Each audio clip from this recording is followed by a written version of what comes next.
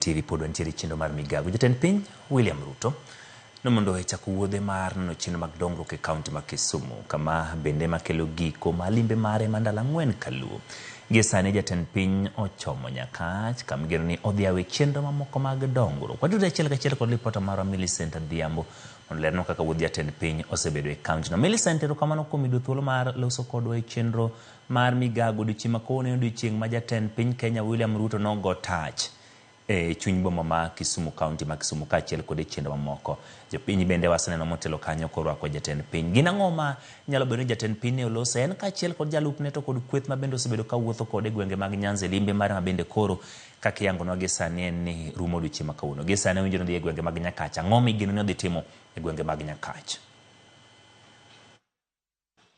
Erokamano ahinya Emmanuel, achiel kachiel kowuok e kaunti ma Kisumu kuma kawuono jatend piny Kenya William Ruto nogoye tach kane en kod wuodhe mopogore mag chwalo dongruoge e alworani ma Kisumu, ka wang'eyo ni odiochieng' ma kawuono en odiochieng' mar 4 ma bende otieko limbe mare e alwora ma Nyanza. Limbe no ma bende nochako kod Migori, odhi Homa Bay, nyoro ne en Siaya, ka kawuono en Kisumu. Gisani jatend piny Kenya oringo ma odhi nyaka Nyakach e osiptal ma Nyabondo kuma odayawo osiptal no ayanga mondo mi tich mondo mi okony e yore mag thieth motenore kod paro mar dang'ni kaachiel kod bero mag obwongo mar kaka yorno mar bero sekta mar thieth e alworani. An kod jopiny kaendi kapok alero ni gigo ma jatend piny oya timo e kaunti ni ma Kisumu mondo ginyiswa ni to giparo nade, giwinjo nade limbe mar jatend piny e alworani mag Nyanza ahinya to Kisumu. Bende nitiere gigo ma pod gigombo ni ginyis jatend piny kata obedo ni oseyawo dongruoge achiel ariyo adek, gin mage ma gigombo ni jatend piny owinjo ngima tut ahinya. Machiegni abo chako kodi king'iyo kamera mondo inyisa ni to in iwinjo nade. Aneno ka nitie thuolo mane jatend piny kane owuok Lumumba kama ne odhi yawe gedo mag ute manigo gi piny, ne omi nyako poro mitwaro. Inyalo chako gi nyumni sani tiwinjo nade limbe ma jatend piny? Mokwongo nyinge na iluonga ni Sospita Obungo Wich, an president mar Sufuria Movement kendo an e jatelo maduong' mar Kenya Bunge la Wananchi. E lo jomatindo nyaka lo bunge la Wananchi wago erokamano maduong' kuom limbe mar moluor William Samoei Ruto ma en president mar Kenya. To moloyo duto wadwa wacho ni limbe mare onyuolo lemo, nikech nitiere gik mathoth mowachonwa mwabedo godo kod adier ni nyiso ni matunda mar dongruok dhi bedo e area wa mag counties wa ma 4 mag Luo Nyanza, moloyo to Siaya, Homa Bay, Migori to kod Kisumu. Ei Kisumu wa kaendi wantiere gi gik ma osebedo ka chando wa moloyo duto te. Mokwongo kabisa gin apaya manochak ger e kinde mar loch mar moluor Uhuru Muigai Kenyatta to ne ok otiekgi. Omiyo wan gi geno nikech ker kane wuoyo kodwa e town hall meeting manyocha timo to nowachonwa maber ni ok odhi launch projects manyien, to odhi make sure ni otieko nderni duto mane noseketi e budget. Omiyo mano mor maduong' ma wamor godo. Mar ariyo, ker nowuoyo about wach mar rech mar Kabonyo Aquaculture and Fishing project mantiere Kabonyo Kanyagwal. Nwamor nikech nwabedo convinced nikech odhi create sources of job opportunities ne jogo matindo ine to gi ji duto manitiere alwora mar Kisumu. Omiyo adwa chaka wacho ni kana wuoyo Kisumu ka odiochieng' ma kawuono to anyiso ker ni mondo make sure ni mondo o create another opportunity through kazi mtaani mondo ndik jogo matindo magin the Gen Zs, mine to kaachiel gi joma ng'ol ma bende nyalo tiyo tije mopogore opogore mondo giyud kaka ginyalo nweng'o. Ta kwaya yanga ni to kodwoke to kik obed siling 700 nikech kinde manotimo campaign kane en deputy president to nowacho ni siling 700 tin, odwaro no bed siling 1,000. Anyise kawuono nikech en ker koro kete mondo bed 1,000. Penjo moro wach moro machielo manyocha wawacho en ni jogo duto manonegi ndalo ng'anyo, jogo manohinyore ndalo ng'anyo, to gi jogo manyuola gi be pok oyudi nikech ne gibedo abducted. Amor ni ker nyo convince kendo nyo wachona maber ni through an kaachiel gi office mar the PS mar Interior water report mondo wa make sure ni joma nohinyore go gibed compensated. Omiyo amor, erokamano ker kendo ibi duogi. Asante sana. Erokamano nyama chiegni no nyalo wacho ngiwinjo nade limbe mar Kenya alwora ma Nyanza, nitie gino manomulo migombo tuwake kata migodo gole pachi? Okay, my names are Bernard Odhiambo Otieno, famously known as Okutu Waziri. An kawuoyo adwa na wuoyo e lo youth ma Kisumu Like for example, me, I'm a school going student. Amor get the education program more Ruto no biro go the funding model. Mano watoni with the severe complaints, most of it raised our parents. Our education system has been high, mostly to the university school going children. Kora awatani amor gi okang ma serikal maruto godo mar funding model. We are positive about it.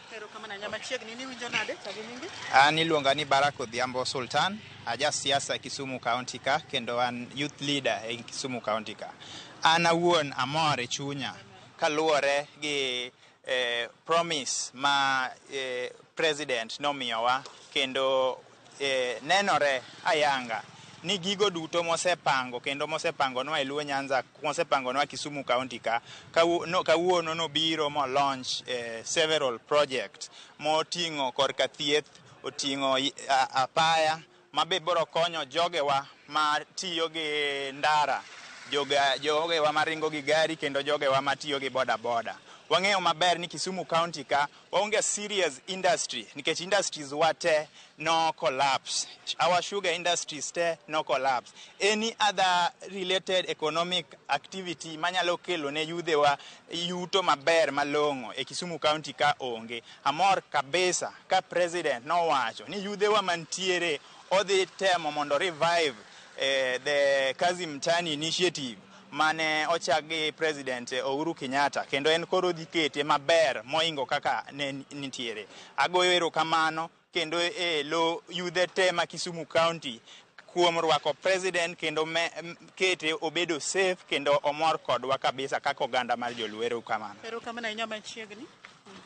Ani luonga ni Philip Kai, an achiel kuom bunge la wananchi, yudhe mag bunge la wananchi. Ana mor gi biro mar ker Kisumu ka. Kendo otimo gima ber to kaluwore kaka owuoyo ka jatelo. Wamba ne warwake gi sironyo mapek. To gik mane ker wawacho ni kokete tim to wan kaka jo Nyanza wadhi bedo mbele. Emomiyo wawacho ni wamiya thuolo odogo bed piny opang gigo mondo kelnwa dongruok. Wan sani kaka jo Nyanza wawacho ni wadonje broad based government gi teko to ok wanyal pingo ka dongruok biro dala. Kech dongruok no ema kelo konyruok e oganda wa. Wan kaka oganda maluo wasebedo ga chien kendo wan oseng'eyo ma kaka jobakidi. Wang'ni gimobiro ni en gimopogore. To rangiso William Samoei Ruto. Dala ka isebire mang'eny to waseruaki kendo wabiro ruaki. Wawacho ni go mana tich, med go tich. Asante. Erokamano inyama chiegni ka tieko kodi wama. Nyinga Doris Achieng kan Kisumu kae. Ago erokamano ni ker kuom biro mare mobiro go Kisumu kae. Mokwongo adawuoye wach rech makabonyo mano wacho no dhi loso. An chi kabonyo mokwongo. Kabonyo nge gima nyalo dhi e mbele ma koloso rech kabonyo to mano konyo jo kabonyo nikech pipong kabonyo non stop. Magi minyalo loso e kabonyo kakanyo mopogre gi rech gi mchele onge. Mar ariyo, wach mar osuptal. Mani kidhi osuptal tiyudo ka yath ongi ori ni dhi nyiewo oko kar kanyo mondo konywa. Mar adek, amor kod jo Kisumu kabisa gima gitimo kawuono ker nyodonjo Kisumu kidi onge en mor gi luwe koni gi kocha manyiso ni wamor kode warwake wamor kod gik modhi timo. To gik mowacho duto te otim ok wacho tok timo wacho gi timo mane madhi konyowa e Kisumu ka. Erokamano ahinya. Mana kamano Emmanuel isewinjo moko kuom kaka jopiny giyango morgi kendo kaka norwak jatend piny Kenya e alwora ma Kisumu kata Nyanza mang'ema kuom sironyo. Kata kamano gikwayo ni gigo ma jatend piny oyasidho kata moyawo mondo mi ochak tim kata ochak ger en gigo ma gigombo ni obi okete tim mondo alwora mar Nyanza odhi nyime kotenore kod weche mag dongruok. Jatend piny Kenya nochako kod yawo ayanga kambi mar rego michele mayudore Kibos e bwo duol mar Lake Victoria Development Authority kaeno nodhi e Lumumba kuma igero e ute manengogi oyweyo mabende odwani oganda 12,300 obro yud ute kanyo kuma ginyalo chule ute nengo moyweyo. Bang'e no endo jatend piny notwak kod oganda ka bende opuoyo ahinya wach rwak morwake godo kendo yango ni ka gimedo bet kanyakla kendo tiyo kanyakla kod ogai mar Azimio Raila Odinga to gidhi tero Kenya mbele. Kopogore gi mano gi thuolo ni ndaka nase wacho ni jatend piny Kenya sani otwak e gwenge mag Nyakach kotinyo kod yepo ayanga mar mondo mi osiptal ma Nyabondo mabendo ngere kaka Nyabondo Trauma Center mondo chak tich dhi nyime gi seche ni. Koro magi endi weche mabende pod wamedo luwo mondo ka ngochopo seche mag ng'ichwelo kod oimore to wakelnu gi achiel kachiel kaka limbe ma jatend piny Kenya alwora ma Nyanza ahinya to kotiko gi Kisumu e ochopo kendo ogi. Ka ok kamano kionge penjo to aduoko ni studio mondo idhi nyime kod weche manyien mamedo tuchono e mesa mar ke weche. Emmanuel an komi. Erokamano Millicent Adhiambo kuom miyowa chal mar kaunti ma Kisumu bende jatend piny Kenya pod nitiere odiochieng' ma kawuono. Winjo kanyo kowuok kuom jopiny gigo ma bende koro gintiere godo kod geno ka bende gineno ber e limbe mare. Winjo duondgi e gigo ma gineno kotimore to kod mago magini biro timore jatend piny gie sani ni e gwenge mag Nyakach mano sub county kendo dhi ka thieth mano ma Nyabondo Mission Hospital. Wan gi geno ni bende report motimore kod mano ibiro yudo e kinde mobiro. Kamano Millicent kuom yudo thuolo mar twak kod ka wadhi nyime